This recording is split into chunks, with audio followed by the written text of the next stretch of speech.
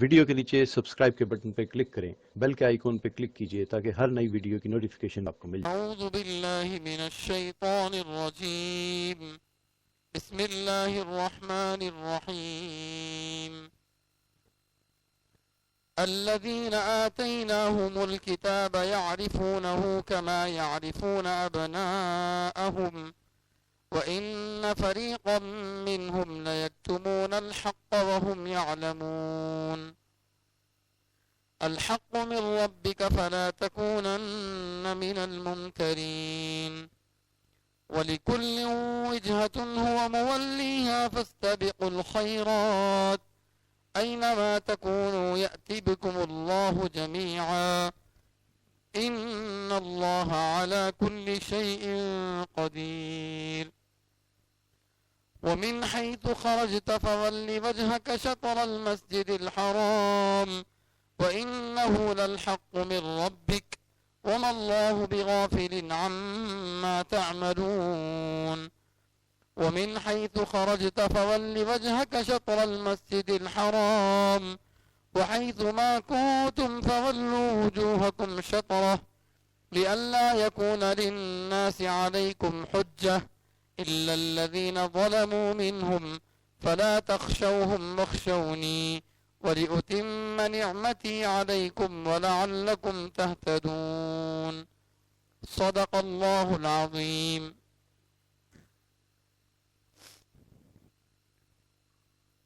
ابھی جو آیتیں آپ کے سامنے تلاوت کی گئی ہیں یہ سورہ بقرہ پارہ نمبر 2 آیت نمبر 140 پر 6 سے لے کر 150 تک یہ آیتیں آپ کے سامنے بھی تلاوت کی گئی ہیں۔ گزشتہ جمعہ میں بھی بتایا گیا تھا کہ دوسرا پارہ جو شروع ہو رہا ہے، دوسرا پارہ ایک مستقل مسئلے سے شروع ہو رہا ہے۔ وہ مسئلہ کیا ہے؟ قبلے کو بدلنے کا جو مسئلہ ہے اس کو بتایا گیا، تحویل قبلہ کا مسئلہ، اور پورے 2 رکوع کے اندر اس کو بیان کیا گیا ہے۔ قبلہ کیوں بدلا اس کی پوری تفصیلات آپ کے سامنے آ چکی ہیں۔ ایک ہی قبلہ کیوں ضروری ہے یہ بھی آپ کو بتایا گیا ہے۔ اللہ تعالیٰ جب نبی علیہ السلام کو حکم دیے کہ آپ مسجد اقصی کی طرف سے مدینہ منورہ مکہ مکرمہ کی طرف رخ کرو، تو جتنے منہ اتنی باتیں ہونے لگی، لوگ اعتراض کرنے لگے، تو اللہ تعالیٰ بتائے کہ مسلمانوں کا قبلہ کعبۃ اللہ ہے۔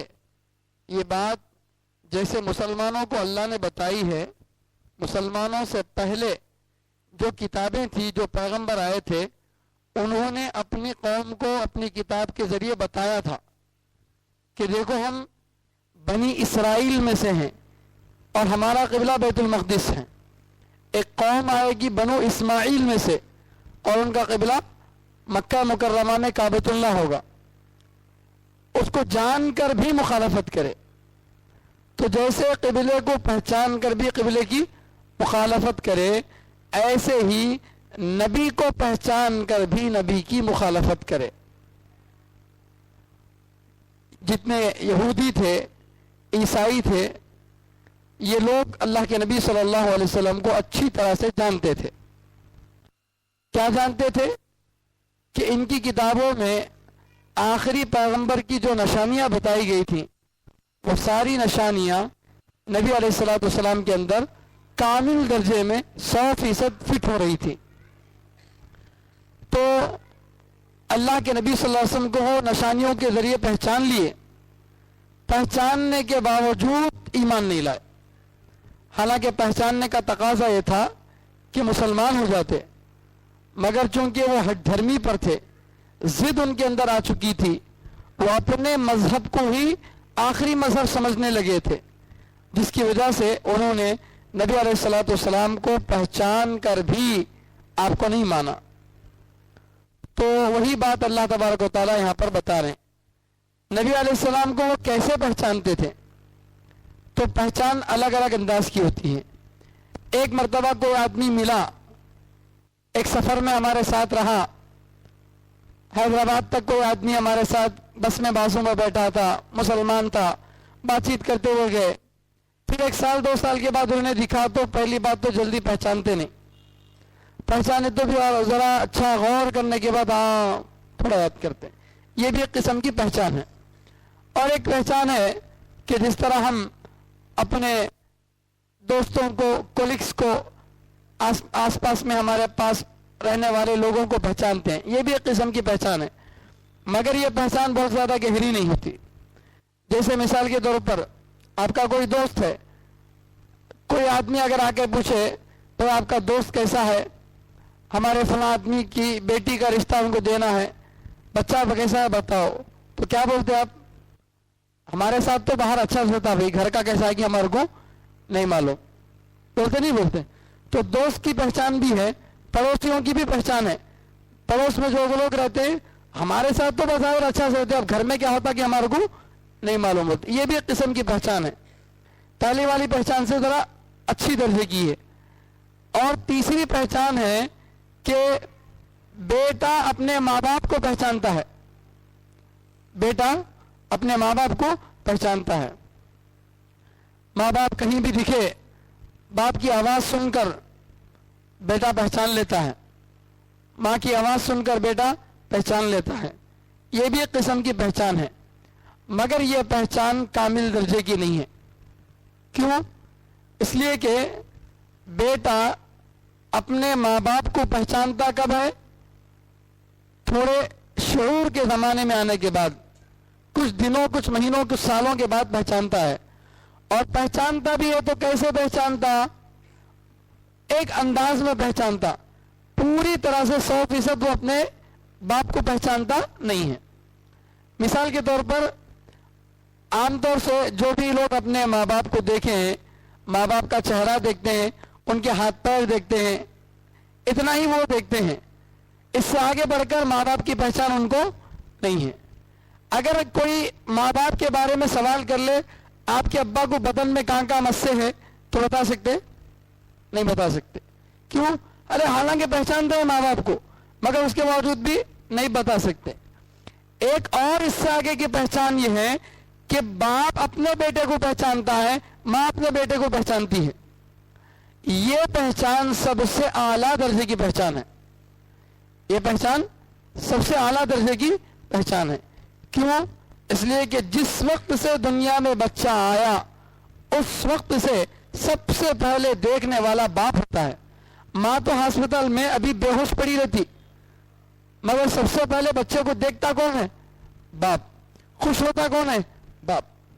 تو اپنے بچے کو دیکھتا، اس کے بدن کے اعضاء کو مکمل دیکھتا ہے، اور بچے کی ہر حرکت پہچانتا ہے، بچے کی ہر ادا کو پہچانتا ہے. خالی کون کی وہاں بچہ ایسا شرارت کرا کہتے بول تو شرارت سن کو سمجھ جاتا میرا بچہ سوتا ہے، بول کو ایسے کاما کرا بول تو وہ کون رہتا؟ میرا بچہ سوتا بول کے. تو باپ اپنے بچے کو جو پہچانتا ہے وہ سب سے اعلیٰ درجے کی پہچان ہے، کیونکہ وہ اس کی عادتوں کو پہچانتا ہے. بچپن سے لے کر 55 تک بچے کا کیا مزاج ہے سب جانتا باپ ہے. نہیں انہیں بچہ رغبت کیسا تھا، جوانی میں کیسا تھا، اب شادی کے بعد کیسا ہے، شادی سے پہلے کیسا تھا، اس کے بدن میں کیا نشانیاں موجود ہے، اس کا بدن کیسا ہے کیا نہیں، ساری علامتیں کس کو معلوم ہوتی؟ باپ کو معلوم رہتی. سمجھ رہے؟ یہاں تک کہ اپنا بچہ اگر سو رہا ہے، خالی بچے کے پیر کھلے ہیں، پورا بیڈ شیٹ ڈالنے کو ہے، خالی پیروں کو دیکھ کے پہچان سکتا باپ یہ میرا بچہ ہے بول کو. اس کو بولتے قیافہ شناسی. قیافہ شناسی تو خالی بدن کے کسی ایک پارٹ کو دیکھ کر پہچان لینا کہ یہ ان کا بچہ ہے. تو باپ جو ہے اپنے بچے کے چہرے کو دیکھتے ہی پہچان لیتا، ذرا برابر بھی اس کو پہچان میں کوئی ڈاؤٹ نہیں رہتا. میں عام طور سے ایک مثال دیتا ہوں. جیسے ایک اسکول ہے جہاں 1000-2000 بچے پڑھ رہے ہیں. اسکول میں شام میں بیل لگی تو پورے بچے ایک ساتھ کیا آ رہے ہیں؟ باہر آ رہے ہیں. 1000-2000 بچے باہر آ رہے ہیں، سب ایک ہی یونیفارم پہن کے ہیں، اور اس میں ایک ہی کلاس میں LKG میں پڑھنے والے ایک ہی سائز کے 100 بچے، تقریباً اس طرح سے ہم عمر ہم لباس، بالکل ویسے ہی بیگ، ویسے ہی سب چیزیں. باپ باہر انتظار میں ٹھہرا رہتا ہے کس کے لیے؟ اپنے بچوں کو لے جانے کے لیے. کبھی نہ کبھی ڈاؤٹ کر کے دوسرے کے بچوں کو لے کو آیا ہے، ارے میں تمہارے کو اپنا بچہ سمجھا بول کے؟ نہیں، ہرگز نہیں ہوتا. 1000 بچوں میں بھی باپ اپنے بچے کو کیا کرتا؟ پہچان لیتا، کیونکہ وہ اس کی تمام عادتوں کو، حرکتوں کو، اس کے چہرے کو اتنا اچھا پہچانتا ہے. بچے کا چہرہ بدلتا رہتا. بچپن میں بچے جیسے پیدا ہوتے رہتے 40 دن کے بعد بدل جاتے، پھر دھیرے دھیرے جیسے بچہ بڑھتا رہتا اس کی فیس بدلتے رہتی. تو اس کی ہر ایک چینجز کو کون پہچانتے؟ باپ پہچانتا. اللہ تبارک و تعالیٰ فرماتے ہیں جیسے باپ اپنے بچوں کو پہچانتا ہے، اس میں ذرا برابر بھی اس کو ڈاؤٹ نہیں رہتا، ایسے یہ یہودی علماء نبی علیہ السلام کو پہچانتے ہیں. نبی علیہ السلام کو پہچانتے ہیں. ایسا سامنے ہو بسم اللہ. ذرا برابر بھی ان کو اللہ کے نبی صلی اللہ علیہ وسلم کے بارے میں ڈاؤٹ نہیں تھا. بالکل 100% اللہ کے نبی صلی اللہ علیہ وسلم کو پہچانتے تھے. اگر کوئی نبی کو دیکھے بغیر ان سے پوچھ لیتا کہ بتاؤ آخری زمانے میں جو نبی آنے والے ہیں ان کے بال کیسے ہوں گے، تو فوراً اپنی تورات کھول کے دیکھ کے بولتا ان کے بال گھنگریالو ہوں گے. بتاؤ نبی کا قد کیسا ہوگا، بتا دیتا کہ نہ زیادہ اونچا نہ زیادہ پست قد. بتاؤ نبی کا رنگ کیسا، بتا دیتا کہ گندمی ہے. بتاؤ نبی علیہ السلام کیسے چلتے ہیں، ذرا جھک کر تیز اللہ کے نبی صلی اللہ علیہ وسلم چلتے ہیں. ایک ایک اللہ کے نبی صلی اللہ علیہ وسلم کی صفت کو وہ کیا کرتا؟ بیان کرتا. سمجھے؟ تو ایسا اللہ کے نبی صلی اللہ علیہ وسلم کو وہ پہچانتے تھے. آپ کو دیکھے بغیر بھی آپ کے بارے میں اتنا پہچانتے تھے جتنا آپ کو دیکھ کر پہچانتے. اگر کسی آدمی کے بارے میں ساری تفصیلات بتا دی جائیں تو دیکھتے کہ آدمی کیا کرتا؟ پہچان لیتا.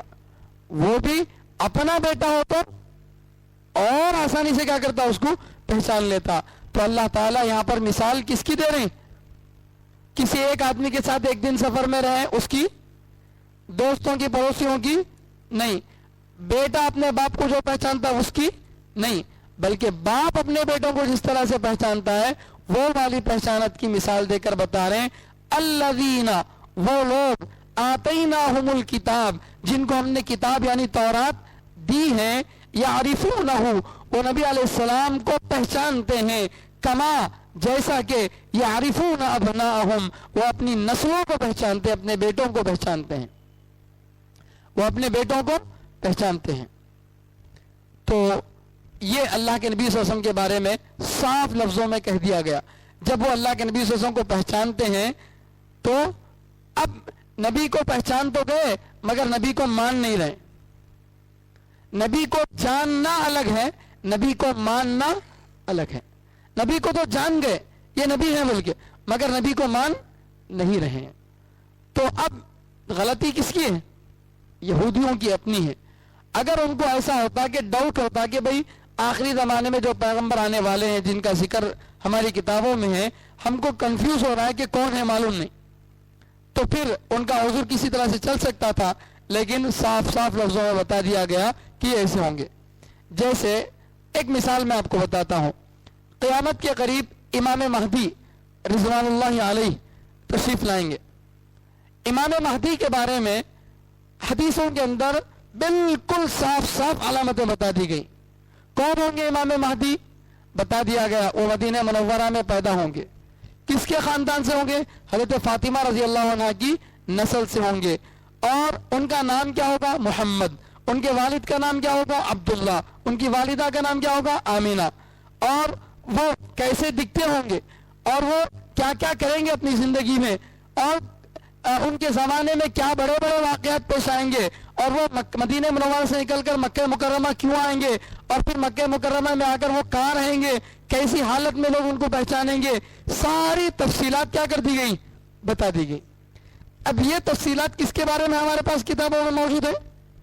امام مہدی کے بارے میں ہے. اب امام مہدی کے بارے میں اتنی تفصیلات موجود ہیں تو ایسے میں اگر کوئی آدمی آ کر یہ کہے، شکیل بن حنیف نعوذ باللہ ایک خبیث ہے جو اپنے آپ کو کیا کہتا ہے؟ امام مہدی کہتا ہے. مرزا غلام احمد قادیانی یہ اپنے آپ کو امام مہدی کہتا ہے، تو ہم بولتے کہ بھئی تیرا نام شکیل ہے، ان کا نام کیا ہوگا؟ محمد. تیرے باپ کا نام حنیف ہے، ان کے باپ کا نام محمد عبداللہ ہوگا. تو یہاں بہار میں پیدا ہوا، وہ تو مدینہ منورہ میں پیدا ہوں گے، کسی بھی علامت میں میچ نہیں ہو رہا، تب اس کو مانیں گے نہیں. تو جس طرح امام مہدی کے بارے میں اتنے صاف صاف لفظوں میں بتا دیا گیا، ان کی حمایت کرنے والے کون ہوں گے، کیسے ہوں گے، ان کی سواریاں کیسی ہوں گی، یہ تک بتا دیا گیا. جن سواریوں پر وہ سوار ہو کے آئیں گے وہ کیسی ہوں گی، جو جھنڈے لے کر وہ آئیں گے وہ جھنڈے کیسے ہوں گے، وہ بھی بتا دیا گیا.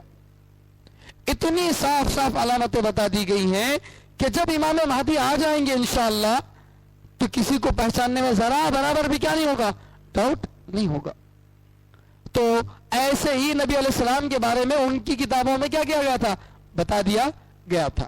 اب جانتے تھے نبی علیہ السلام کو مگر مانتے نہیں تھے. تو اللہ تعالیٰ فرما رہے ہیں جیسے یہ لوگ قبلے کو جانتے تھے کہ آخری امت کا قبلہ کعبۃ اللہ ہوگا مگر مانتے نہیں تھے، اسی لیے اعتراض کرے کہ کیوں قبلہ بدل گیا بول کے. اسی طرح اللہ کے نبی صلی اللہ علیہ وسلم کو نبی ہے بول کے جانتے تھے مگر مانتے نہیں تھے. ایک صحابی حضرت عبداللہ ابن سلام رضی اللہ تعالیٰ عنہ جو پہلے یہودی عالم دین تھے، یہودیوں کے عالم دین تھے، اسلام قبول کر لیے اور اسلام قبول کرنے کے بعد فرماتے ہیں کہ قرآن کے اندر جو کہا گیا کہ اہل کتاب یہودی علماء نبی علیہ السلام کو ایسے پہچانتے ہیں جیسے اپنے بچوں کو پہچانتے ہیں، فرماتے ہیں کہ میں بھی نبی علیہ السلام کو ان نشانیوں کے ذریعے جو ہماری کتابوں میں موجود ہیں ایسے ہی پہچان لیا جیسے اپنے بچوں کو پہچانتا ہوں، بلکہ اپنے بچے سے زیادہ اللہ کے نبی صلی اللہ علیہ وسلم کو میں پہچانتا تھا. اپنے بچے سے زیادہ میں اللہ کے نبی صلی اللہ علیہ وسلم کو پہچانتا تھا. کبھی کبھار ہمارے مدرسے میں پیرنٹس میٹنگ کے موقع پر میرے خود بھیا آئے اور ان کا یہ بیٹا ہے، ان کو جو ہے اس جیسے اور بھی بچے ہیں مدرسے میں، یہ ہائٹ کے یہ سائز کے، تو دیکھ کر پساوے سے دیکھ کر سمجھ گئے کہ یہ میرا بیٹا ہے، پلٹ کے دیکھا تو ان کا بیٹا نہیں ہے. تو ایسا ایک اعتبار سے باپ کو اپنے بیٹے کے بارے میں تو تھوڑا بہت تو بھی آخری درجے میں کنفیوژن ہو سکتا ہے، لیکن عبداللہ بن سلام رضی اللہ تعالیٰ عنہ فرماتے ہیں آپ کا سایہ بھی میں دیکھ لیتا تو پہچان لیتا یہ نبی آخری زمانہ ہے. آپ کو دیکھنا تو دور کی بات، اپنے بیٹے سے زیادہ آپ کو میں کیا کہتا پہچان لیتا. خالی آپ کے بارے میں سن لیتا کہ ایک آدمی آیا ہے اس طرح کی باتیں کر رہا ہے، اس طرح کے کام کر رہا ہے، سنتے ہی میں بول لیتا آخری نبی ہے، حالانکہ دیکھے نہیں بھی. اتنا زیادہ اپنے بیٹے سے زیادہ میں نبی کو پہچانتا ہوں. تو قرآن کی آیت کیا ہو گئی، اس اعتبار سے بالکل صادق ہے. لیکن جو پہچانتے تھے اس میں سے کچھ لوگ ایمان لائے، لیکن اکثر لوگ ان میں ایمان نہیں لائے کیونکہ ان کو ایمان لانا مقصود نہیں تھا. وَإِنَّ فَرِيقًا مِّنْهُمْ لَيَكْتُمُونَ الْحَقَّ وَهُمْ يَعْلَمُونَ. اللہ فرماتے ہیں اور یقیناً ان میں سے ایک جماعت البتہ حق بات کو چھپاتی ہے اس حال میں کہ وہ جانتے ہیں. یعنی اللہ کے نبی صلی اللہ علیہ وسلم کے بارے میں جو باتیں بتائی گئی ان کی کتابوں میں وہ سب نشانیوں کو اچھی طرح سے پہچانتے ہیں. اللہ کے نبی صلی اللہ علیہ وسلم کو آخری نبی ہونا اچھی طرح سے کنفرم کر چکے ہیں. اس کے باوجود اگر ان کے آپس میں تذکرہ ہوتا تو بولتے انہوں آخری نبی ہیں، اس میں کوئی ڈاؤٹ نہیں ہے. مگر یہ بات اگر کوئی باہر جا کے کہتا کہ ہماری کتابوں میں اس نبی کے بارے میں جو علامتیں ہیں وہ ساری علامتیں ان کے اندر موجود ہیں، تو اس کو ڈانٹتے. اس کو کیا کرتے؟ ڈانٹتے اور بولتے ارے کیوں تم ایسا کر رہے ہیں، ایسا مت کرو ورنہ تو کل کے دن ہمارے خلاف کیا ہو جائیں گے، گواہ بن جائیں گے. جیسا کہ اللہ تعالیٰ فرماتے ہیں اتحدثونہم بما فتح اللہ علیکم لیحاجوکم بہ عند ربکم. تو پہچان کر اپنے درمیان اس کو رکھ لیتے، باہر کوئی پوچھتا تو اس کو نہیں بتاتے. تو یہ جو ہے اگر بتا بھی دیتے خود ایمان نہیں لاتے. بعض مرتبہ ہوا ایسا. سورہ کہف جو ہے، سورہ کہف کا شان نزول آپ جانتے ہیں. اللہ کے نبی صلی اللہ علیہ وسلم کا مکے کے زمانے کا آخری دور جب طائف کا واقعہ بھی پیش آ چکا ہے، اللہ کے نبی صلی اللہ علیہ وسلم کی بیوی کا انتقال ہو چکا ہے، چچا کا انتقال ہو چکا ہے، اب ظلم و ستم حد سے آگے بڑھ چکا ہے. تو ایسے میں جتنا ظلم کرنا تھا ظلم کر لیے، مگر مسلمان ذرا برابر بھی پیچھے ہٹنے تیار نہیں ہے, دن بدن مسلمانوں کی تعداد بڑھ رہی ہے. تب انہوں نے سوچا کہ ڈنڈ سے نہیں ہو رہا ہے تو اب کیا کریں گے, دلیل سے ہم کیا کریں گے, مسلمانوں کو نیچے دکھائیں گے, ان کو کمزور کریں گے. چنانچہ قریش کے کچھ لوگ مدینہ منورہ کے یہودیوں کے پاس گئے اور جا کر بتایا کہ تم لوگ پرانی کتابوں کا علم رکھنے والے ہو, ذرا اپنی کتابوں کو دیکھ کر بتاؤ کہ یہ شخص جو نبی ہونے کا دعویٰ کر رہا ہے کیا یہ واقعی سچا نبی ہے. تو انہوں نے ان کے سامنے کہا ہماری کتاب میں جتنی نشانیاں موجود ہیں وہ ساری نشانیاں اس نبی کے اندر موجود ہیں. میں نے اس سے پہلے بھی آپ کے سامنے بتایا تھا ایک واقعہ کہ ایک بادشاہ تھا تبع لفظ قرآن میں 2 جگہ آیا ہے. تو وقوم تبع ایک لفظ آیا قرآن میں, سورہ قاف کے اندر بھی میں نے واقعہ بتایا تھا. تبع بادشاہ نبی علیہ السلام کے مدینہ منورہ کو آنے سے 800 سال پہلے مدینہ منورہ کے پاس سے گزرا تھا. ابھی عیسیٰ علیہ السلام بھی دنیا میں نہیں ہے. عیسیٰ علیہ السلام تو نبی علیہ السلام سے کتنے سال ہے, 600 سال پہلے آئے. تو ابھی عیسیٰ علیہ السلام بھی دنیا میں نہیں آئے. اس سے پہلے تبع بادشاہ یہودی علماء کی ایک جماعت کے ساتھ کہیں ایک جگہ سے دوسری جگہ جا رہا تھا. راستے میں مدینہ منورہ پڑا. تو جیسے ہی مدینہ منورہ میں داخل ہوئے تو ان یہودی علماء نے اپنے بادشاہ سے کہا بادشاہ ذرا رک جائیے. کہا کیا بات ہے؟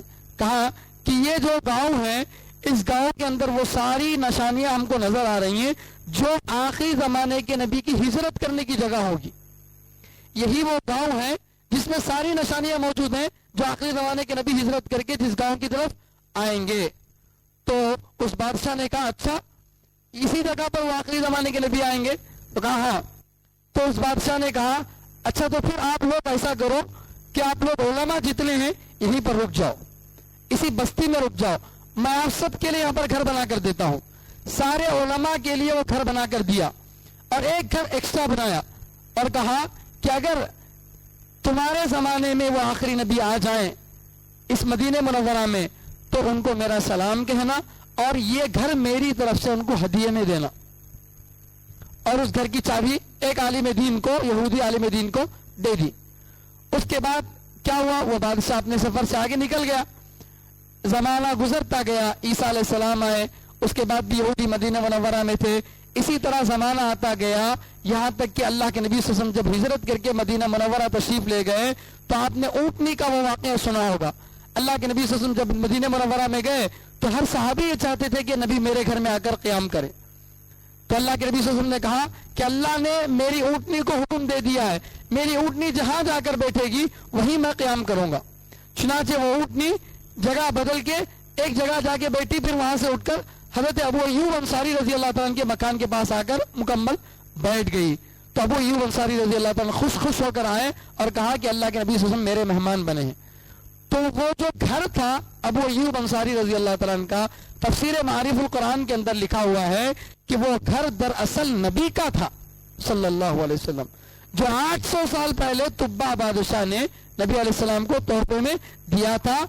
وہ اسی وقت سے وہ چابیاں نسل در نسل چلی آ رہی تھی کہ آخری زمانے کے نبی آئیں گے تو تم دے دو. وہ پھر اپنے پوتروں کو, پھر اپنے پڑ پوتروں کو, اسی طرح سے وہ وراثت میں وہ چیز چلی آ رہی تھی یہاں تک کہ ایک زمانے میں اللہ کے نبی صلی اللہ علیہ وسلم آ کر اپنے اسی گھر میں قیام کی. اللہ اکبر. اس واقعے سے ہم کو عبرت لینا چاہیے. اللہ کے نبی صلی اللہ علیہ وسلم ابھی دنیا میں آئے ہی نہیں ہیں, عیسیٰ علیہ السلام دنیا میں آئے ہی نہیں ہیں. 800 سال پہلے صرف آپ کے شہر سے گزر کر وہ پہچان لیے کہ یہ نبی آخری زمان کی ہجرت کی جگہ ہے. تو کس قدر اللہ کے نبی صلی اللہ علیہ وسلم کے بارے میں واضح نشانیاں ان کی کتابوں میں بتائی گئی تھی. نشانیاں تو سب کچھ اللہ تعالیٰ نے بتا دی تھی, مگر اس کے باوجود جن کو نہیں ماننا وہ نہیں مانتے. ہٹ درمی ہوتی ہے نا. اب مثال کے طور پر ابھی ایک مسئلہ چل رہا ہے سب کی شہریت کا, سٹیزن شپ کا. اب آدمی جا کر سارے کاغذات پیش کر رہا ہے, سارے ڈاکومنٹس پیش کر رہا ہے, تو کہہ دیا جا رہا کہ یہ تو پہچان پتر ہے, یہ تو سفر کی سہولت کے لیے ہے, یہ تو ڈرائیونگ کی اجازت کے لیے ہے, یہ تو فلاں کے لیے ہے, یہ تو فلاں کے لیے. لیکن سٹیزن ثابت کرنے کے لیے کیا ہے, کیا ہے وہ نہیں بول رہے. خالی ایج بول رہے یہ نہیں ہے وہ نہیں ہے. کیوں؟ سٹیزن شپ دینا نہیں ہے. اگر بول دیں گے صاحب فلاں ڈاکومنٹس لا تو آپ سٹیزن ہیں, تو پھر کیا ہو جاتا, جن جن مسلمانوں کے پاس رہا ان کو سٹیزن ماننا پڑتا. تو اب سہولت اپنے لیے باقی رکھ کے یہ نہیں ہے یہ نہیں ہے یہ نہیں ہے تو ہٹ دھرمی ہوئی ہے نا. تو جو خود حکومت جو ڈاکومنٹ جاری کرتی ہے وہ بھی انڈین کے لیے ہی جاری کرتی ہے. انڈین کے علاوہ کسی کو برتھ سرٹیفکیٹ نہیں ملتی, انڈین کے علاوہ کسی کو پاسپورٹ نہیں ملتا, بہت ساری چیزیں ایسی ہیں جو انڈین کے علاوہ کسی اور کو نہیں ملتی. اس کے باوجود خود ہٹ دھرمی کیا ہے, خود ہی وہ چیزیں ایشو کر کے خود ہی انکار کر رہے ہیں کہ ہم نہیں مانیں گے. تو ہٹ دھرمی کی کوئی حد نہیں ہوتی. ظالم جب ظلم کے نشے میں ہوتا ہے تو حد سے آگے نکلتا ہے.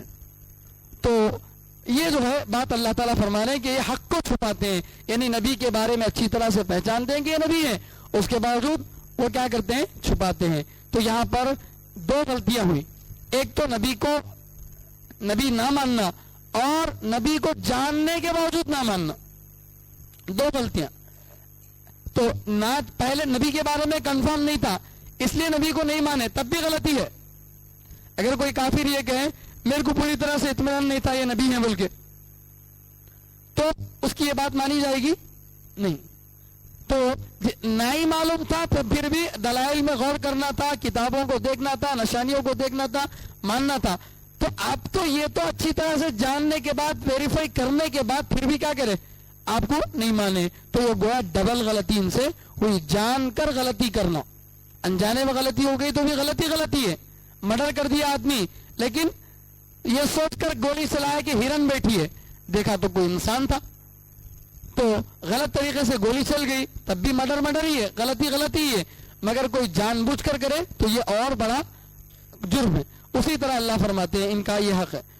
اب آگے اللہ فرما رہے ہیں الحق من ربک, سچی بات آپ کے رب کی طرف سے ہے. یعنی دنیا کے بارے میں کیا سچ ہے کیا جھوٹ ہے یہ کون بتائیں گے, کریٹر بنائے گا نا.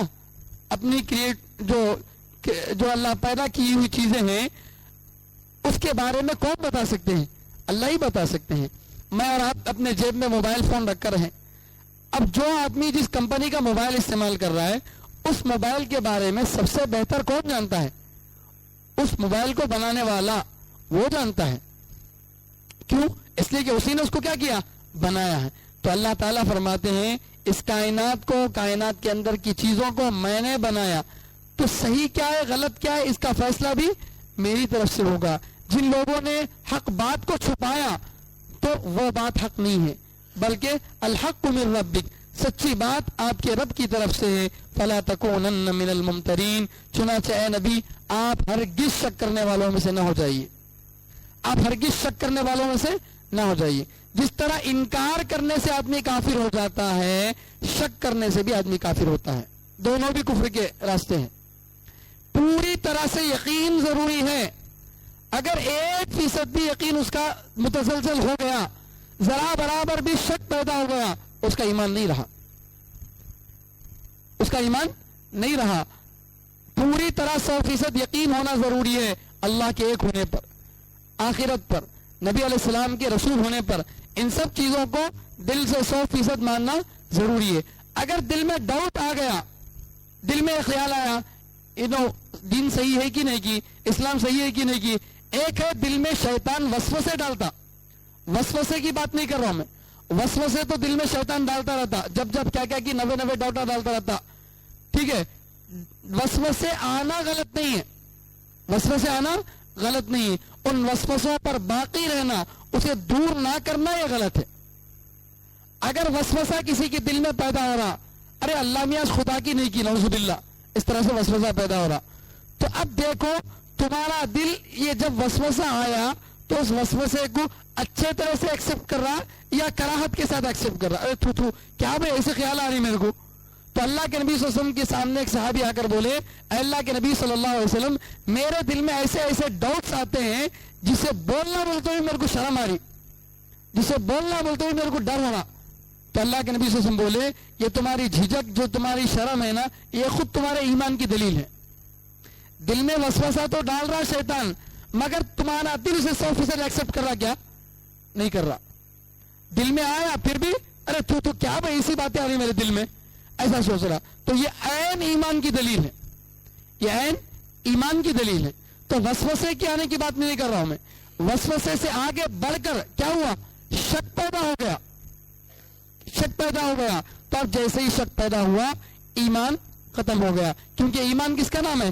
یقین کا نام ہے۔ پوری طرح سے یقین محکم مضبوط یقین ہو، یہ ضروری ہے۔ اگر یقین کے اندر ذرا برابر بھی تزلزل ہو گیا تو پھر ایمان آدمی کا چلا گیا۔ فلا تکونن من الممترین، اے نبی آپ شک کرنے والوں میں سے ہرگز نہ ہو جائیے، یہ بات اللہ تعالیٰ بتا رہے ہیں۔ آگے تیسری بات اللہ تعالیٰ یہ بتا رہے ہیں تیسری آیت میں کہ اللہ تعالیٰ مسلمانوں کے لیے جو قبلہ طے کیا وہ پہلے سے اللہ تعالیٰ کے پاس طے تھا، کعبۃ اللہ قبلہ ہونا ہے بلکہ، مگر کچھ دنوں کے لیے قبلے کو کیا کر دیے؟ بدل دیے تھے۔ اس کی حکمتیں کیا تھی؟ آ گئی۔ دو حکمتوں سے اللہ تعالیٰ کیا کرے تھے؟ قبلے کو بدل دیے تھے۔ پہلی حکمت کیا تھی؟ اللہ تعالیٰ اس لیے قبلہ بدلے تاکہ ہمارے امت کے اندر، ہماری امت کے اندر اعتدال پیدا ہو جائے، ایک درمیانہ پن پیدا ہو جائے۔ جس نبی کو ہم مان رہے ہیں اس نبی کا قبلہ مانتے ہیں۔ اب اگر ہمارا قبلہ یہی ہوتا ہمیشہ کے لیے، دوسرے انبیاء کا قبلہ دوسرا تھا، تو ان نبیوں سے بظاہر بہت زیادہ محبت نہ پیدا ہوتی۔ تو اللہ تعالیٰ کیا کرے؟ قبلہ ہمارا بدل کر، جب ہمارا قبلہ وہ قبلہ بن گیا 17-16 مہینوں کے لیے جو دوسرے نبیوں کا تھا، تو قبلہ جب بدل گیا تو اس قبلے کی طرف نماز پڑھنے والے نبیوں سے بھی آٹومیٹیکلی کیا ہو جاتی؟ محبت ہو جاتی۔ اور گواہی اللہ تعالیٰ قیامت کے دن دلانا چاہ رہے ہیں کس کے خلاف؟ ہر نبی آ کر اپنی امت کے بارے میں گواہی دیں گے، اے اللہ میں اپنی امت کو پہنچا دیا بات، تو امت انکار کر دے گی، تو اللہ تعالیٰ نبیوں سے پوچھیں گے تم بات پہنچا دی، اس کی گواہی کیا ہے؟ تو امت مسلمہ کو اللہ تعالیٰ کھڑا کریں گے۔ اور گواہی دینے کے لیے دو باتیں ضروری ہے، نہ حد سے زیادہ محبت ضروری ہے، جیسے بیٹے اور باپ کی گواہی قبول نہیں ہوتی، اور نہ دشمنی ہونا ضروری ہے۔ اگر کسی کے بارے میں کنفرم ہو جائے فلاں کا دشمن ہے پکا، اس کی بھی گواہی قبول نہیں ہوتی۔ تو اللہ نے قبلے کو اس لیے بدل دیا تاکہ ہمارے قبلے کے ساتھ جو دوسرا قبلہ ہے اس قبلے سے اور اس قبلے کی طرف نماز پڑھنے والے انبیاء سے اور ان کی امتوں سے کیا ہو جائے؟ ایک قسم کی محبت پیدا ہو جائے، تاکہ نفرت والی بات نہ ہے، اور ان کی گواہی کیا ہو جائے؟ کل قیامت کے دن قبول ہو جائے۔ ایک بات یہ تھی، اور دوسرا اللہ تعالیٰ حکمت کیا بتائے؟ قبلہ ہم نے اس لیے بدلا تاکہ یہ اللہ آزمائے کہ لوگ قبلے کو اصل سمجھتے ہیں یا اللہ کے حکم کو اصل سمجھتے ہیں۔ اگر ایک جگہ کو طے کر لیے یہ جگہ ہمارے لیے، اللہ تعالیٰ بولے اب سے یہ جگہ نہیں یہ جگہ ہے، تو اب دیکھنا تھا کون ہے جو اللہ کی بات مان کر بدلتا ہے اور کون وہ ہے جو کہتا ہے کہ نہیں ہم نہیں بدلیں گے، ہمارے لیے جگہ اصل ہے۔ تو یہ دو مقصدوں سے اللہ تعالیٰ کیا کرے تھے؟ قبلہ بدلے تھے۔ تو اب اسی قبلے کی ایک وجہ اللہ تعالیٰ بتا رہے ہیں کہ دیکھو ابراہیم علیہ السلام کے بعد امت کے دو ٹکڑے ہو گئے۔ ابراہیم علیہ السلام اللہ کے نبی صلی اللہ علیہ وسلم کے والد کی طرح ہیں۔ میں نے اس سے پہلے بھی بتایا کہ حضرت آدم علیہ السلام تو سارے انسانوں کے باپ، ان کے بعد نوح علیہ السلام کا زمانہ آیا، تو نوح علیہ السلام کے زمانے میں کیا ہوا؟ کشتی میں جتنے مسلمان سوار تھے جب وہ اترے طوفان کے بعد تو سب کی نسلیں ختم ہو گئی سوائے نوح علیہ السلام کی نسلوں کے۔ حام سام یافت یہ جو ان کے بچے تھے، یہ بچوں کی ہی نسلیں کیا ہوئی؟ آگے چلی، کسی اور کی نسل نہیں چلی۔ تو اس اعتبار سے اللہ کے نبی صلی اللہ علیہ وسلم کے گویا دوسرے دادا کون ہوئے؟ نوح علیہ السلام۔ اب اس کے بعد ایک زمانہ آتا گیا، نوح علیہ السلام کے بعد اور نبیوں کا زمانہ آتا گیا، یہاں تک کہ حضرت ابراہیم علیہ السلام کا زمانہ آیا۔ ابراہیم علیہ السلام کے زمانے میں اللہ تعالیٰ ابراہیم علیہ السلام کو 30 امتحانوں سے گزارا، ایک دو نہیں بلکہ 30 امتحانوں سے اللہ تعالیٰ گزارا، اور سارے امتحانوں میں ابراہیم علیہ السلام بالکل کھرے اترے۔ تو اللہ تعالیٰ ان کو انعام کے طور پر یہ لقب دیا کہ ہم نے آپ کو امام بنایا، امام للناس، سارے لوگوں کے لیے پیشوا بنایا، سب کے لیے امام اللہ تعالیٰ نے ان کو بنایا۔ اس اعتبار سے اللہ کے نبی صلی اللہ علیہ وسلم کے گویا ایک قسم کے روحانی باپ کو ہوئے حضرت ابراہیم علیہ السلام۔ اللہ تعالیٰ نے ابراہیم علیہ السلام کو کیا خصوصیت دی؟ اللہ نے یہ خصوصیت دی کہ اے ابراہیم آپ میری ہر بات پر عمل کرتے رہے، ہر امتحان میں 100% کامیاب ہوئے، اس لیے اب قیامت تک جتنے نبی آئیں گے سب آپ کی نسل سے ہوں گے۔ ان سے پہلے جو انبیاء آئے تھے وہ الگ الگ خاندانوں سے تھے, الگ الگ نسلوں سے تھے. نوح علیہ السلام کسی اور خاندان سے, لوط علیہ السلام کسی اور خاندان سے, ادریس علیہ السلام کسی اور خاندان سے, شیس علیہ السلام کسی اور خاندان سے. الگ الگ نبی الگ الگ خاندانوں سے تھے. لیکن اب جو نبی آئیں گے قیامت تک کے لیے وہ کس کی نسل سے ہوں گے؟ ابراہیم علیہ السلام کی نسل سے ہوں گے. اور ابراہیم علیہ السلام کو اللہ نے 8 بیٹے دیے. 8 بیٹوں میں سے 3 کا ذکر قرآن میں ہے, ان میں سے 2 نبی بنے. مدین ایک بیٹے تھے ان کے, جس کا ذکر ہے وَإِلَىٰ مَدْيَنَ أَخَاهُمْ شُعَيْبًا, قوم مدین. مدین بھی ابراہیم علیہ السلام ہی کے ایک بیٹے کا نام تھا, لیکن وہ نبی نہیں تھے. تو 3 بیٹوں کا قرآن میں ذکر ہے, ان میں سے 2 بیٹے کیا بنے؟ نبی بنے. بڑے بیٹے اسماعیل علیہ السلام تھے جو چھوٹی بیوی سے تھے, اور چھوٹے بیٹے اسحاق علیہ السلام تھے جو بڑی بیوی سے تھے. تو اب اسماعیل علیہ السلام کی اولاد میں سوائے محمد رسول اللہ کے اور کوئی نبی نہیں تھا. اور اسحاق علیہ السلام کی اولاد میں اسحاق علیہ السلام نبی, ان کے بیٹے یعقوب علیہ السلام نبی. اب یعقوب علیہ السلام ہی کا دوسرا نام تھا اسرائیل. یعقوب علیہ السلام ہی کا دوسرا نام کیا تھا؟ اسرائیل. سارے نبیوں میں صرف 2 نبی ایسے جن کے 2 نام ہیں. ایک محمد صلی اللہ علیہ وسلم جن کا ایک نام محمد, دوسرا نام احمد, اور دوسرے کون ہے؟ حضرت یعقوب علیہ السلام جن کے 2 نام ہیں. یعقوب ایک نام ہے اور دوسرا اسرائیل. الا ما حرم اسرائیل علی نفسی, اللہ تعالیٰ چوتھے بارے میں بتا رہے ہیں. تو اب اسحاق علیہ السلام کے ڈائریکٹ بیٹے تھے کون؟ یعقوب علیہ السلام جن کا دوسرا نام کیا تھا؟ اسرائیل. تو اب بنی اسرائیل کا مطلب ہوا اسرائیل کے بیٹے, یعقوب علیہ السلام کی اولاد. تو اب جتنے انبیاء عیسیٰ علیہ السلام تک آئے سب کے سب کس میں سے تھے؟ بنی اسرائیل میں سے تھے.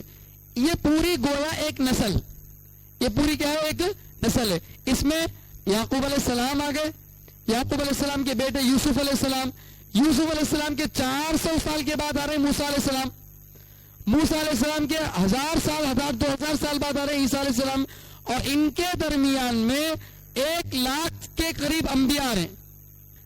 میں یہ بات بھی آپ کو بتایا تھا, 1,24,000 کے قریب جو انبیاء بتائے جاتے ہیں ان میں 10-12 نبیوں کے علاوہ سارے نبی بنی اسرائیل میں تھے.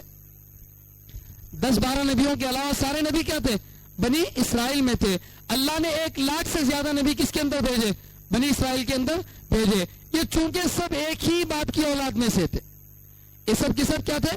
ایک ہی باپ کی اولاد میں سے تھے, اس لیے ان سب کا قبلہ اللہ نے ایک ہی رکھا. وہ کیا تھا؟ بیت المقدس, فلسطین کے اندر جو ہے. اب نبی علیہ السلام کا دور آیا تو اب نبی علیہ السلام بنی اسرائیل میں سے تو ہے نہیں, کس میں سے؟ بنی اسماعیل میں سے ہیں. تو اب نسل بدل گئی. کیا ہو گئی؟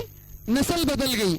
موسیٰ علیہ السلام بھی تورات کے اندر نبی علیہ السلام کو جب یاد کرے ہیں تو ہمارے چچیرے بھائی, ہمارے تائرے بھائی بول کر یاد کریں, یعنی ہمارے بڑے ابا کے بیٹے. بڑے ابا کون تھے؟ اسماعیل علیہ السلام. تو بڑے ابا کے بیٹے, اس طرح کا تذکرہ تورات کے اندر ہمارے بارے میں ملتا ہے. تو اب نسل بدل گئی تو اللہ تعالیٰ کا قاعدہ یہ ہے کہ جب امت بدل جاتی ہے, نسل بدل جاتی ہے تو قبلہ بھی بدل جاتا ہے. قبلہ, نسل جب بدل جاتی ہے, امت بدلتی ہے تو قبلہ بھی بدل جاتا ہے. تو اب تک عیسیٰ علیہ السلام تک چونکہ ایک ہی نسل تھی اس لیے ایک ہی قبلہ تھا.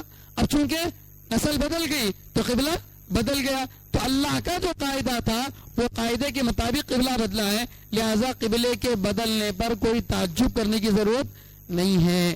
تو اللہ فرما رہے وَلِكُلِّ وِجْهَةٌ, اور ہر قوم کے لیے ایک توجہ کی جگہ ہے. وجہہ کے معنی توجہ کرنے کی جگہ, مراد قبلہ. ہر قوم کے لیے ایک قبلہ ہے. ہوا مولیہا, جس کی طرف وہ اپنا منہ پھیرنے والا ہے, منہ کرنے والا ہے. تو اللہ تعالیٰ قرآن میں صاحب بتا دیے. اب قبلے کے بدلنے کا حکم 1.5 صفحہ ہو گیا. اب تک کتنی مرتبہ آ گیا؟ تقریباً 2-3 مرتبہ قبلے کے بدلنے کا حکم آ گیا. تو اب اللہ تعالیٰ بتا رہے ہیں کہ دیکھو قبلے کے بدلنے کی جو بات ہے وہ اب جتنا بولنا تھا اتنا بول دیے. اب فضول کی بحثوں میں مت پڑو, اب فضول کی بحثوں میں مت پڑو. جسے ماننا ہے مانے, جسے نہ ماننا نہ مانے. قبلے کا ذکر بھی پرانی کتابوں میں موجود ہے, قبلے والے نبی کا ذکر بھی کتابوں میں موجود ہے. دونوں کو وہ اچھی طرح سے پہچانتے ہیں مگر مانتے نہیں ہیں. اس وجہ سے ان کو منوانے کے چکر میں آپ اپنا وقت ضائع مت کرو. یہ مت سوچو کہ بھئی ارے ہم تو قبلہ مان رہے اپنا لیکن یہ لوگ نہیں مان رہے, چلو ان کو دلائل کے ذریعے سے کیا کریں گے, ان کو خاموش کریں گے، ان کو منوائیں گے، یہ ماننے والے ہیں نہیں. اوپر اللہ تعالیٰ بول دیے وَلَئِنْ أَتَيْتَ الَّذِينَ أُوتُوا الْكِتَابَ بِكُلِّ آيَةٍ مَا تَبِعُوا قِبْلَتَكَ. اللہ نے صاف کہہ دیا کہ اگر آپ 1000 دلیلیں بھی ان کے سامنے پیش کر دو قبلے کے بدلنے پر، تب بھی یہ بات ماننے والے نہیں ہیں. منوانا کس کو ہو سکتا ہے؟ جو ماننا چاہتا ہو. جو ماننا نہیں چاہتا اس کو منوایا نہیں جا سکتا.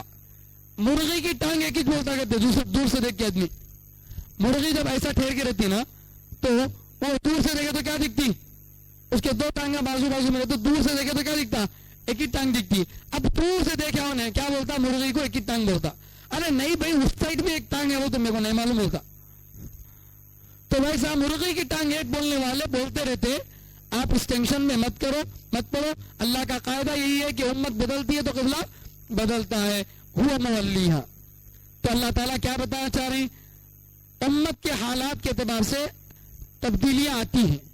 امت کے حالات کے اعتبار سے تبدیلیاں آتی ہیں. اس امت کا مزاج الگ تھا، اللہ تعالیٰ نے ان کو ایک حکم الگ دیا. اس امت کا مزاج الگ ہے، اللہ نے اس امت کو الگ حکم دیا. دونوں قبلے اللہ نے ہم کو دیے، مگر وہ 2 قبلوں پر عمل نہیں کر سکے. یہودی کبھی کعبۃ اللہ کی طرف تو نماز نہیں پڑھے، لیکن مسلمان قبلہ بیت المقدس کی طرف نماز پڑھے. اس سے کیا ثابت ہوا؟ معراج کا جو واقعہ تھا وہ بھی اس بات کو بتانے کے لیے تھا کہ اے نبی صلی اللہ علیہ وسلم، جس طرح بنی اسماعیل کے بڑے نبی ہیں، اسی طرح بنی اسرائیل کی قیادت بھی اب آپ کے ذمہ آنے والی ہے. اس نسل کے تو آپ بڑے نبی ہیں ہی، اس نسل کے بھی، اس قبیلے کے بھی اب آپ امام ہیں. اس لیے ان کی مسجد میں، ان کے قبیلے کے پاس اللہ کے نبی صلی اللہ علیہ وسلم کو نماز پڑھوا کر یہ بتا دیا گیا معراج کی رات میں کہ اب اللہ کے نبی صلی اللہ علیہ وسلم کعبۃ اللہ اور بیت المقدس دونوں کے بیک وقت امام ہیں. ساری دنیا کے اب آپ امام ہیں. آپ کی امامت کو عالمی امامت بتانے کے لیے معراج کا واقعہ اللہ تعالیٰ نے پیش کیا. تو وہی بات اللہ فرما رہے ہیں، ہر ایک امت کا مزاج الگ ہوتا ہے. مزاج کے اعتبار سے اللہ تعالیٰ احکام لاتے ہیں. اس آیت کو سامنے رکھ کر بعض علماء نے بتایا کہ امت کے اندر دین کے اعتبار سے بھی رجحانات الگ الگ ہوتے ہیں. کوئی آدمی ایسا ہوتا ہے بہت زیادہ عبادتوں کی طرف اس کا شوق نہیں ہوتا، ضروری فرائض ادا کر لیتا ہے، لیکن سوشل سروس میں اسے بہت زیادہ لگا ہوتا ہے. وہ سوشل سروس کرتا ہے، بیماروں کی مدد کرتا ہے، سیلاب آ گیا ان کی مدد کرتا ہے، اس میں اس کو دلچسپی ہوتی ہے. کچھ لوگ وہ ہوتے ہیں جن کو پڑھنے پڑھانے سے بڑا دلچسپی ہوتی ہے، وہ بقیہ کام برائے نام کریں گے، لیکن پڑھنے پڑھانے میں اپنی پوری جان جھونک دیں گے، اس کے لیے اپنے آپ کو وقف کر دیں گے. کچھ لوگ وہ ہیں جو دعوت و تبلیغ کے فریضے کے لیے اپنا پورا وقت کیا کریں گے؟ فارغ کریں گے. اللہ تعالیٰ بتا رہے ہیں یہ جو انسانوں کے اندر رجحان پیدا ہوتا ہے یہ ان کے مزاج کے اعتبار سے ہے. تو لہٰذا ایک مزاج والا دوسرے کو غلط نہ کہے، ایک مزاج والا دوسرے کو غلط نہ کہے، کیونکہ اللہ خود فرما رہے ہیں حالات کے اعتبار سے اللہ تعالیٰ مزاجوں کے اندر تبدیلیاں کے اعتبار سے ان کے لیے ان کی دلچسپی والے چیزیں پیدا کر دیتے ہیں. تو کسی کی دلچسپی اس میں ہے تو وہ اس میں زیادہ محنت کر کے کام کر رہا ہے، تو دوسرے طبقے والا اس کو نہ ٹوکے بھائی آپ خالی ایج کر رہے ہیں کیوں. بلکہ ایک بڑے حضرت اس کی مثال دیتے تھے، بے دینی کا جنازہ اٹھانا ہے، بے دینی کا جنازہ اٹھانا ہے. ایک آدمی آیا جنازے کو اٹھانے کے لیے، اٹھا سکتا؟ نہیں آیا، نہیں اٹھا سکتا. بے دینی کا جنازہ، گویا بے دینی ایک مردہ بن گئی، اب اس کو جنازے کی شکل میں رکھ دیا، اس کو اٹھاؤ لے جاؤ دفن کرنا ہے. بے دینی کا جنازہ اٹھانا ہے، اور جنازہ اٹھانے کے لیے ایک آدمی آیا، اٹھا کر لے جا سکتا؟ کتنی تکلیف ہوتی ہے اس کو. اب دوسرا آدمی آیا، بولا تمہیں سامنے 2 ہاتھ پکڑو، میں سامنے 2 ہاتھ پکڑتا ہوں. ارے بھائی اب خوش ہوتا ہے یا ناراض ہوتا؟ انہیں خوش ہوتا. اچھی بات ہے بھائی، ماشاءاللہ، آپ پیچھے سے پکڑو میں سامنے سے پکڑتا ہوں. تیسرا آدمی آیا اور بولا آپ سامنے آپ پیچھے، میں بیچ میں سے سپورٹ دیتا ہوں. بہت اچھی بات ہے، اور ہمارا بوجھ کیا ہوا؟ ہلکا ہوا. چوتھا آدمی آیا، بولا بھائی 4 آدمی 4 کندھے دے دیں گے، 4 آدمی 4 کندھے دے دیں گے. 5واں آدمی آیا، بولا آپ میں سے کوئی تھک گیا تو میں آپ کو کیا کروں گا؟ ساتھ دوں گا. تو اب یہاں آدمی خوش ہوتا ناراض ہوتا؟ خوش ہوتا. کیوں؟ بے دینی کا جنازہ اٹھانا ہے، ایک آدمی اٹھا نہیں سکتا تھا اور لوگ اس کی معاونت میں لگ گئے. اسی طرح دین کا جو مسئلہ ہے، دین اس امت کے اندر جو بے دینی ہے اسے ختم کرنے والے مدارس والے اپنے طور پر محنت کر رہے ہیں. مساجد والے اپنے طور پر محنت کر رہے ہیں, سوشل سروس کرنے والے اپنے طور پر محنت کر رہے ہیں, دعوت و تبلیغ والے اپنے طور پر محنت کر رہے ہیں, خانقاہ والے اپنے طور پر محنت کر رہے ہیں. جس آدمی کو جس دین کی لائن میں دلچسپی ہے وہ اس لائن سے کیا کر رہا, دین کی محنت کر رہا ہے. تو اگر وہ دوسری محنتوں کا انکار نہ کرے, اپنی محنت میں لگا ہو, یہ مانتا ہو کہ وہ کام بھی صحیح ہے لیکن مجھے دلچسپی اس سے ہے, وہ کام بھی صحیح ہے مگر میری دلچسپی اس کام سے ہے, تو پھر یہ ان کا معاون بنے گا. اور اگر کوئی یہ کہے نہیں یہ سب غلط ہیں میں ہی صحیح ہوں, تو پھر یہ بے دینی کا جنازہ اٹھانے والا نہیں ہے, یہ تو اپنے آپ کو بوجھ میں مصیبت میں ڈالنے والا ہے. تو اس آیت کے ذریعے علماء نے یہ مسئلہ بھی نکالا ہے. امت کے مزاجوں کے اعتبار سے دین کے رجحانات ان کے اندر کیا ہوتے ہیں, الگ الگ ہوتے ہیں. کسی بچے کے اندر عالمیت کا بڑا شوق ہوتا, کسی کے اندر حفظ کا بڑا شوق ہوتا, کسی کو اسکول کا شوق ہوتا, ہر ایک کے جو ہے شوق ہوتے ہیں. فاستبقوا الخیرات, اللہ فرماتے ہیں قبلے کے مسئلے کو اللہ تعالیٰ نے وضاحت کے ساتھ بتا دیا. اب فضول کے بحثوں میں مت لگو, ان کے ساتھ بیکار کی باتوں میں اب مت لگو. کرنے کا کام کیا ہے, زندگی بہت مختصر ہے, خالی بحثوں میں مناظروں میں گزارو مت, بلکہ زندگی کے ہر لمحے کی قیمت جانو اور اچھے کاموں میں آگے بڑھو. فاستبقوا, آگے بڑھو, الخیرات, بھلے کاموں میں. جس وقت کا جو تقاضا ہے اس کو بولتے ہیں خیر. جس وقت جس کام کا تقاضا رہتا ہے اس کام کو کیا بولتے ہیں, خیر. سمجھے, ایک آدمی کعبۃ اللہ کو گیا, طواف کر رہا ہے. کیا کر رہا ہے, طواف کر رہا ہے. دنیا میں کہیں اور طواف کر سکتا, نہیں کر سکتا. اب وہاں جا کے انہیں نفیلہ پڑھ رہا. نفل پڑھنا بہتر یا طواف کرنا بہتر؟ طواف کرنا بہتر. کیوں؟ نفل تو دنیا میں کہیں بھی پڑھی جا سکتی ہے لیکن طواف اس کے علاوہ کہیں نہیں کیا جا سکتا. اچھا ٹھیک ہے, طواف کر رہا. طواف کرتے کرتے اقامت ہو گئی, نماز ٹھہر گئی, اب بھی طواف کر رہا. کیا بولتے, طواف کیا ہے, اچھا ہے. تو اب وقت کا تقاضا کیا ہے, نماز. اب کیا کرو, اسے چھوڑو اس میں آؤ, یہ ہے خیرات. جس وقت جس کام کی زیادہ اہمیت ہوتی ہے اس کام میں اپنے آپ کو کیا کرو, آگے بڑھاؤ. یہی ہماری امت کے بڑے علماء کا کہنا ہے. آج امت پر نئے نئے فتنے آ رہے, نئے نئے حالات آ رہے, تو جس طرح ہم اپنے بہت سارے کاموں کو عبادت سمجھ کر اپنی ذمہ داری سمجھ کے کرتے ہیں, SIR کے فارم کو درست کرانا بھی آج کے زمانے میں خیرات ہے. کیوں؟ اگر آج اس کام میں غفلت برتیں گے, کل کو ہماری شہریت خطرے میں آئے گی اور ہو سکتا ہے ہمارا نعوذ باللہ ایمان بھی خطرے میں آ جائے. ہم کو ایمان پر, اپنے ایمان پر باقی رہنے کی اجازت نہ دی جائے, دھرم پریورتن کرا دیا جائے. اس لیے اب وقت کا تقاضا یہ ضروری ہے. اب کوئی آدمی کسی اور کام کو زیادہ اہمیت دینے لگے تو ہم کہیں گے بھائی وہ کام بھی ضروری ہے لیکن اب وقت کا تقاضا اس کو زیادہ اہمیت دینے کا, اس لیے اس میں کیا کرو, اپنے آپ کو لگاؤ. اللہ اکبر, کتنی باتیں ایک لفظ کے اندر, کتنی باتیں اللہ تعالیٰ بتا رہے ہیں. فاستبقوا الخیرات. لہذا اب بیکار کی بحثوں میں مت پڑو. اس وقت کا تقاضا یہ ہے, قبلہ تمہارا ہمیشہ کے لیے بدل گیا ہے, اب قبلے کی طرف نماز پڑھنا ہے. جتنا ہو سکے نمازوں میں آگے بڑھو, نماز پڑھتے رہو.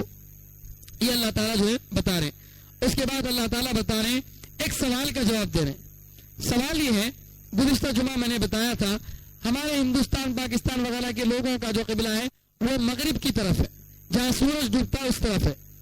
امریکہ والوں کا بالکل ہمارے اپوزٹ ڈائریکشن میں, جہاں سے سورج طلوع ہوتا مشرق, اس طرف ان کا قبلہ ہے. اور فلسطین, مسجد اقصی وغیرہ, ان لوگوں کا قبلہ کس طرف ہے, جنوب کی طرف ہے. مدینے والوں کا قبلہ جنوب کی طرف ہے, یعنی ساؤتھ کی طرف ہے. کسی کا نارتھ کی طرف ہو سکتا, تو کسی کا قبلہ ساؤتھ میں, کسی کا نارتھ میں, کسی کا ایسٹ میں, کسی کا ویسٹ میں, الگ الگ جہتوں میں قبلہ ہے. پوری دنیا میں خالی ایک ہی جہت میں قبلہ نہیں ہے.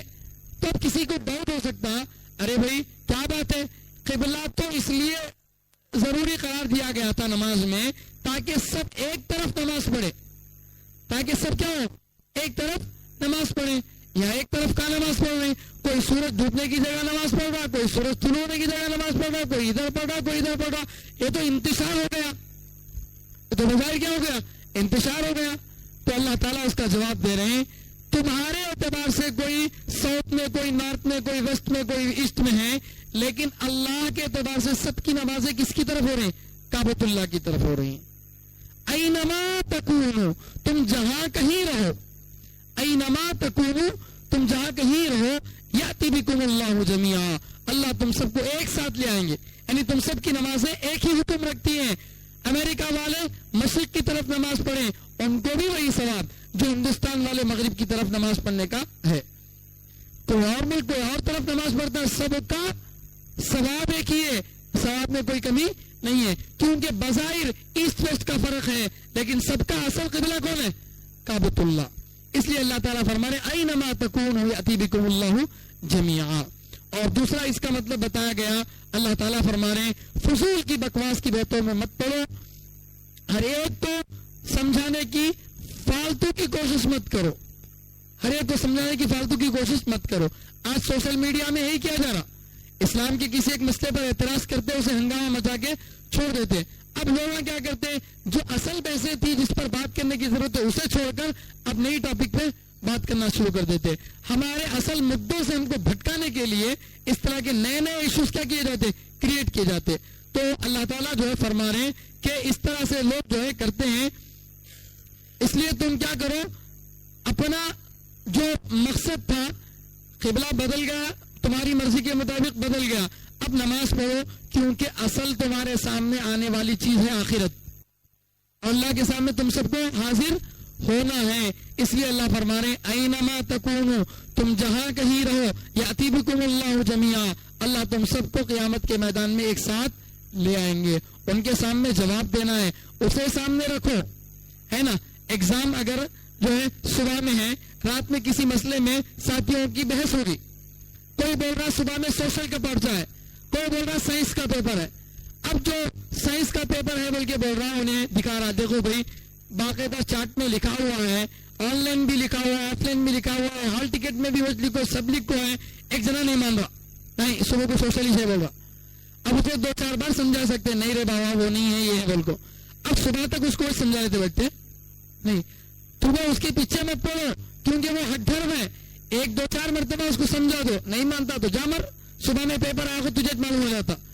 अब तुम्हें क्या करना, एग्जाम की तैयारी करना है, क्योंकि तुम्हारे पास टाइम कम है। तो ऐसे ही अल्लाह ताला बता रहे कबीले की बहस में, फालतू की बहस में मत पड़ो। वो लोग मानने तैयार नहीं, ये लोग मानने तैयार नहीं, सबको मनवाना आपकी जिम्मेदारी नहीं है, और वो मानना चाहते भी नहीं है, दलाइल के जरिए मानना चाहते भी नहीं है। इसलिए जो मकसद का काम है नमाज पढ़ना, इबादत करना, उसमें लगो, क्योंकि तुम्हारे सामने मंजिल तुम्हारी क्या है, आखिरत है, अल्लाह के सामने पेश होना है। इसलिए अल्लाह ताला फरमाए जहां कहीं तुम रहो अल्लाह तुमको एक साथ ले आएगा। इन्ना अल्लाह अला कुल्ली शैइन कदीर, यकीनन अल्लाह हर चीज पर खूब कुदरत रखने वाले हैं। ये आयत कुरान के अंदर कई जगह अल्लाह ताला बताते हैं, मुख्तलिफ जगहों पे अल्लाह ताला बता रहे हैं। ये बताने का मकसद क्या, कुरान में जगह जगह ये आयत आती है, ये बताना चाहते हैं अल्लाह ताला कि इंसान अल्लाह की किसी बात को अपनी ताकत के मुताबिक जज ना करे। मैं एक काम नहीं कर सकता तो अल्लाह भी नहीं कर सकते, नऊजुबिल्लाह। यही होता है ना कि अब अल्लाह ताला के बारे में हम बता रहे हैं अल्लाह बदन से पाक है, अल्लाह का कोई बदन नहीं है। तो आदमी बोलता बदन नहीं तो फिर कैसा है अल्लाह मियां? तो क्यों अपने आप पर क्या करा, उन्हें कयास करा, अपने आप पर फिट करा।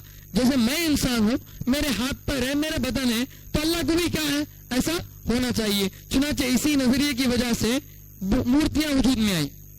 अब वो लोग सोचे हमें कैसे कि हमारे मूर्तियां वैसे बोल तो कैसा, जर्रा थोड़ा सा उसमें नमक मसाला डाल डाले, किसी को इंसान के सर का पूरा शेप दे को गले में सांप डाल डाले, क्या किसी को हाथी की सूंड दे डाले, किसी को बंदर का मुंह दे डाले, किसी को सुअर का मुंह दे डाले, किसी को कुछ और कर डाले।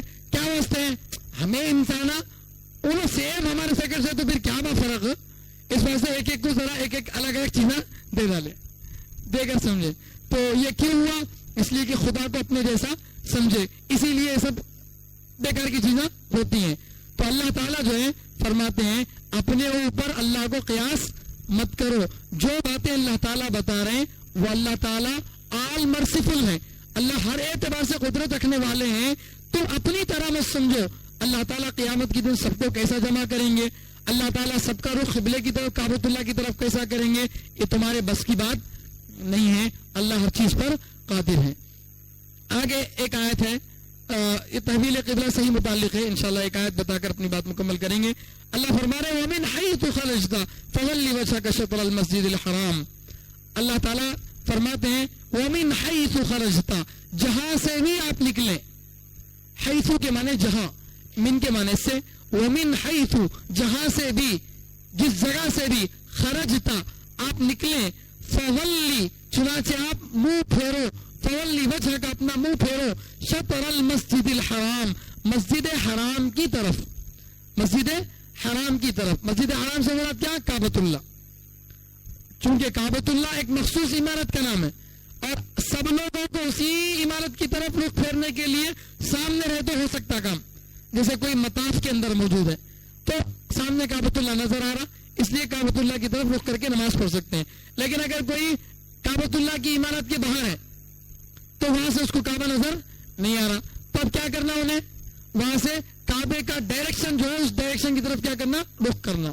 تو مسجد حرام ایک بڑا دائرہ ہے، تو اللہ تعالیٰ سہولت کے لیے کیا بتا دیے؟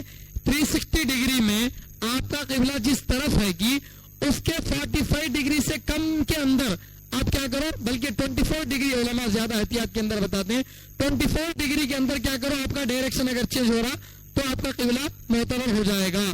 اگر اس سے زیادہ ڈائریکشن آپ کا چینج ہو گیا تو پھر آپ کی نماز نہیں ہوتی. لیکن 24 ڈائریکشن کی جو اجازت دی گئی ہے، اس سے آگے پیچھے کی جو اجازت دی گئی ہے، یہ بھی سہولت ہے. ورنہ ہر ایک کو یہ کہہ دیا جاتا عین کعبۃ اللہ کی طرف رخ کر کے نماز پڑھنا ہے تو مسلمانوں کے لیے بڑی پریشانی کی بات ہو جاتی. اس لیے اللہ فرمانے فَوَلِّ وَجْهَكَ شَطْرَ الْمَسْجِدِ الْحَرَامِ، آپ اپنے چہرے کو مسجد حرام کی طرف پھیرو. کسی کے ذہن میں سوال ہوتا کہ قبلے میں کعبۃ اللہ کی طرف منہ کرنے کی بات تو اس سے پہلے آ گئی نا، پھر دوبارہ کئی کو روایت آیت تھی وَحَيْثُ مَا كُنتُمْ فَوَلُّوا وُجُوهَكُمْ شَطْرَهُ، یہاں بتا دیے فَوَلِّ وَجْهَكَ شَطْرَ الْمَسْجِدِ الْحَرَامِ، یہ بھی بتا دیے، اوپر بھی اللہ تعالیٰ بتا دیے، سب 2-3 مرتبہ بتا دیے، پھر دوبارہ کئی کو بتا رہے ہیں. بولے تو پیچھے جو اللہ تعالیٰ بتائے تھے قبلے کے بارے میں، قبلے کی طرف رخ کرو بول کے، وہ تھا مسئلہ اس اعتبار سے کہ آپ مدینہ منورہ میں، مکہ مکرمہ میں ہیں اور مکہ مکرمہ میں مسجد کے اندر نماز پڑھ رہے، کعبۃ اللہ کے اندر نماز پڑھ رہے، تب بھی آپ اس طرف رخ کرنا ہے. کعبۃ اللہ کے باہر ہیں اور مکہ مکرمہ شہر کے اندر ہے اور آپ کعبۃ اللہ کو دیکھ رہے ہیں، تب بھی آپ اس طرف رخ کر کے نماز پڑھنا ہے. اور یعنی کعبے سے قریب ہو یا دور ہو، آپ کو ڈائریکشن کون سا ہے؟ کعبۃ اللہ کا ہی. اب یہاں پر کیا بتا رہے ہیں؟ جگہ کے اعتبار سے نہیں بلکہ حالت کے اعتبار سے اللہ تعالیٰ بتا رہے ہیں تم چاہے سفر کی حالت میں ہو یا حضر کی حالت میں ہو، دونوں حالتوں میں تمہارا قبلہ بیت اللہ ہی ہے. ایسا نہیں ہے کہ بھئی سفر کی حالتوں میں 4 جا کے 2 رکعت ہوگی نا، 4 رکعت جا کے کیا ہوگی؟ 2 رکعت ہوگی. فرائض ہاف، نفل سنت معاف اور نفل صاف. تو اب ویسا کیا قبلہ بھی معاف ہوگا کیا؟ نہیں. اب یہ الگ سے وضاحت کرنے کے لیے اس سے پہلے جو مسئلہ قبلے کے بارے میں بتایا وہ پلیس کے بارے میں تھا، اور یہاں جو بات اسی کو دوبارہ بتا رہی ہے پلیس کے بارے میں نہیں ہے بلکہ آدمی کی حالت کے بارے میں. آدمی چاہے سفر کی حالت میں ہو تب بھی کیا کرنا ہے؟ کعبۃ اللہ کی طرف رخ کرنا ہے. حضر کی حالت میں تب بھی کعبۃ اللہ کی طرف رخ کر کے نماز پڑھنا ہے.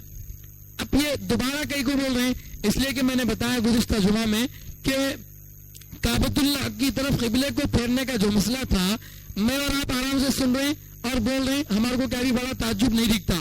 لیکن جس زمانے میں یہ حکم آیا تھا اس زمانے میں ایک ہنگامہ مچایا گیا، اس زمانے میں ایک ہنگامہ مچایا گیا. یہاں سے یہودی آواز اٹھا رہے، اے دیکھو اے نبی، کبھی کبھی جو بیت المقدس کی طرف نماز پڑھ رہے ہیں، اب جو نبیوں کا قبلہ تھا اس طرف نماز پڑھتے تھے، اب نبیوں کے قبلے سے ہٹ کر کعبۃ اللہ کی طرف آ گئے. انہوں نبی ہے تو ادھر ہی نماز پڑھتے تھے، انہوں نبی نہیں. اس کا مطلب کوئی یہ بول رہا کہ بھائی نبی کئی کو ادھر نماز پڑھ رہے ہیں، ان کا قبلہ انہوں ابراہیم علیہ السلام کے مذہب پر اپنے آپ کو بولتے ہیں، مگر مسجد اقصیٰ کی طرف کئی کو نماز پڑھتے ہیں.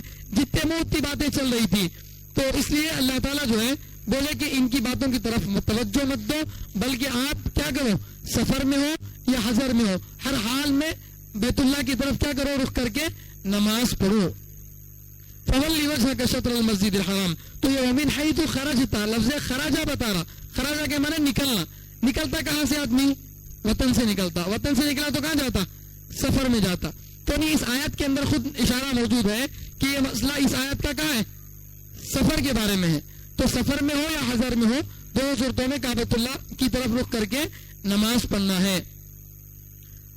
تو بہرحال اس زمانے میں چونکہ اتنا بڑا مسئلہ کریٹ کیا گیا تھا، اس لیے اس مسئلے کو بار بار بتایا جا رہا، اس مسئلے کو کیا کیا جا رہا، بار بار بتایا جا رہا، سمجھے؟ تو بہت کوئی مدعا، اب جیسے آج کل جو ہے کاکروچ جنتا پارٹی کا ایک مسئلہ اٹھا ہے، ایجوکیشن منسٹر کو اس کو وہاں سے ہٹاؤ، اس کے مسئلے میں پورے ملک کے اندر جگہ جگہ پروٹیسٹ ہو رہے ہیں اور لوگ جو احتجاج کر رہے ہیں، تو ہر جگہ وہ ایک بات اور ایک بات بولنے والے بار بار بول رہے ہیں، کئی کو، اس لیے کہ یہ مدعا کیا ہو گیا، ایک ایشو بن گیا، اب ہر جگہ زبان پہ وہی مسئلہ چل رہا، تو جو بات زیادہ لوگوں کی زبان میں رہتی اسے دبانے کے لیے بار بار بولنا پڑتا، ایسا نہیں کہ ایک بار بول ڈالتی ختم، نہیں چلتا، حالات کے اعتبار سے آدمی جتنا انکار کرتا رہتا اتنا زیادہ کیا کرنا، تاکید لانا ہے نا۔ سورہ یاسین کے اندر ہے وَضْرِبْ لَهُم مَثَلًا أَصْحَابَ الْقَرْيَةِ إِذْ جَاءَ الْمُرْسَلُونَ إِذْ أَرْسَلْنَا إِلَيْهِمُ اثْنَيْنِ فَكَذَّبُوهُمَا فَعَزَّزْنَا بِثَالِثٍ فَقَالُوا إِنَّا إِلَيْكُمْ مُرْسَلُونَ۔ قوم کے پاس لوگوں کو بھیجا گیا نبی کی طرف سے سمجھانے کے لیے، تو لوگ جا کر وہ بولے کہ ہم پیغمبر کی طرف قاصد بنا کر بھیجے گئے، تو وہ انکار کر دیے۔ اس کے بعد تیسرے آدمی کو ساتھ میں جوڑا گیا، تو اب کیا بولے، ما انتم الا بشر فقالوا انا الیکم مرسلون، قالوا ما انتم الا بشر مثلنا وما انزل الرحمن من شیء ان انتم الا تکذبون۔ کہا کہ تمہیں بھی ہماری طرح انسان ہے اور اللہ کسی کو نبی بنا کر نہیں بھیجتا اور تم جھوٹے ہو، تین باتیں بول کر کیا کرے، ان قاصدوں کا انکار کرے۔ تو اب وہ جواب میں بھی 3 تاکیدیں لائے، ربنا یعلم، اللہ کی قسم، اللہ بہتر جانتے، انا الیکم لمرسلون، ہم یقیناً ضرور تمہاری طرف جو ہے قاصد بنا کر بھیجے گئے۔ تو جتنا انکار اتنی زیادہ کیا ہے، تاکید۔ تو یہ گفتگو کا تقاضا ہے، بول چال کا تقاضا ہے، چونکہ اس زمانے میں ایک کریٹ کیا گیا تھا مسئلے کو، تو اللہ تعالیٰ اس کو دبانے کے لیے، اس کو سمجھانے کے لیے الگ الگ انداز میں سمجھا رہے ہیں۔ حضر کا بھی یہ مسئلہ، سفر کا بھی یہ مسئلہ، قریب رہے تو بھی یہ مسئلہ، دور رہے تو بھی وہ مسئلہ، نبی کے لیے بھی یہ مسئلہ، امتیوں کے لیے بھی یہ مسئلہ۔ آگے اللہ بر وَإِنَّهُ لَلْحَقُّ مِن رَبِّكَ، اور یہ حکم اللہ کی طرف سے بالکل برحق ہے۔ وَمَا اللَّهُ بِغَافِلٍ عَمَّا تَعْمَلُونَ، اللہ تعالیٰ تمہارے کاموں سے بالکل بے خبر نہیں ہے۔ چنانچہ آپ اطمینان کے ساتھ کعبۃ اللہ کی طرف رخ کر کے نماز پڑھو، اس بارے میں وسوسے میں مت رہو کہ یہ ہمارا قبلہ صحیح کی نہیں کی، واپس ہمارا قبلہ ہو گیا، اس طرح کی کوئی جو ہے دل میں وسوسے مت لاؤ۔ یہ بات اللہ تعالیٰ دوبارہ یہاں پر بیان کر رہے ہیں۔ اللہ تعالیٰ سے دعا کہ اللہ ہم سب کو کہنے سننے سے زیادہ عمل کرنے کی توفیق عطا فرمائے۔ سبحان اللہ بحمدہ، سبحانک اللہم وبحمدک، ونشہد ان لا الہ الا انت، ونستغفرک ونتوب الیک۔